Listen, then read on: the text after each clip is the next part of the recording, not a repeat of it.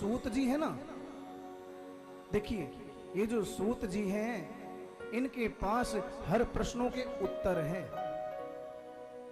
ऐसा कोई प्रश्न नहीं है जिसका उत्तर सूत जी के पास ना हो, और ऐसा कोई प्रश्न नहीं है जो सोनकादि ऋषियों के पास ना हो।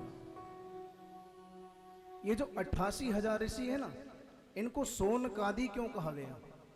88,000 ऋषियों में एक ऋषि हैं, उनका नाम है सोनक। जैसे कि हम सभी यहां बैठे हुए हैं, कथा सुन रहे हैं, किसी के मन में कोई प्रश्न उठा तो आप सब एक साथ पूछोगे तो क्या समझ में आएगा? तो हम लोग सभी मिलकर के किसी एक व्यक्ति से कहेंगे कि भैया आप ही प्रश्न कर लो, हम सबको उत्तर मिल जाएगा। होता है ना? ऐसी 88,000 ऋषियों ने सोनक ऋषि को अपना अध्यक्ष बना दिया कि आप ही प्रश्न करो और हम सबको उत्तर मिल जाएगा।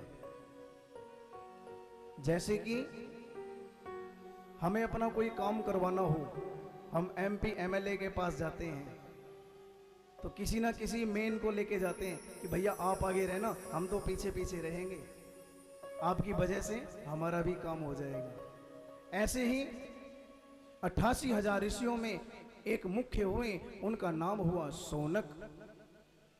ये सोनक ऋषि प्रश्न करते हैं और सभी ऋषियों को उत्तर मिल जाता है। और यही नैमिषारण्य तीर्थ में सोनकादि ऋषियों ने प्रश्न किया कि गुरुदेव,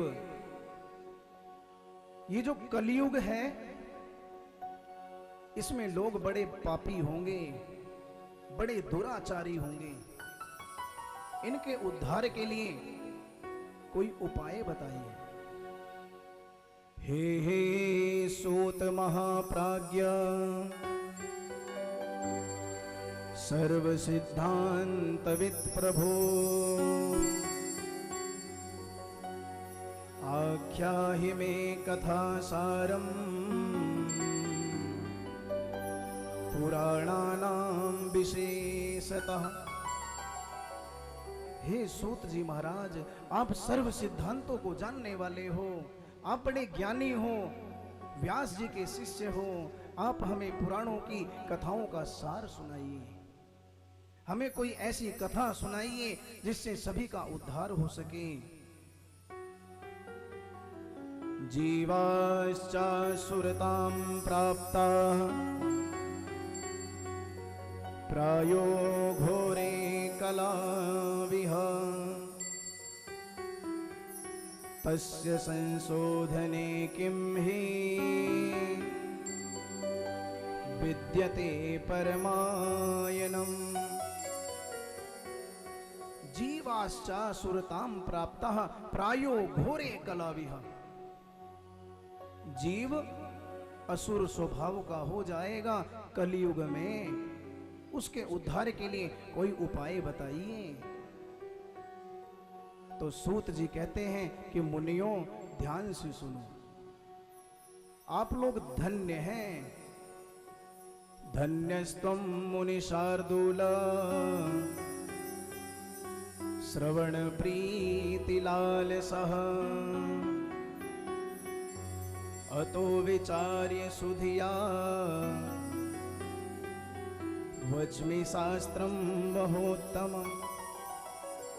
हे मुनि श्रेष्ठ सोनक जी, आप धन्य हैं, आपके हृदय में भगवान की कथा सुनने का भाव उत्पन्न हुआ है, और वो बड़े सौभाग्यशाली होते हैं जो भगवान शिव की कथा को सुनते हैं।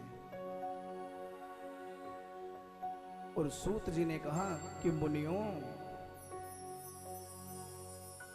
काल व्याल महात्रास विध्वंस कर मुत्तमम, शैवम पुराणम परमम शिवे नोक्तम पुरा मुने। ध्यान से सुनना, कहीं आप लोग बातों में लगे रह जाओ, ध्यान से सुनना। काल व्याल महात्रास, हम लोग एक माया रूपी अजगर के मुंह में बैठे हुए हैं। माया रूपी अजगर है, उस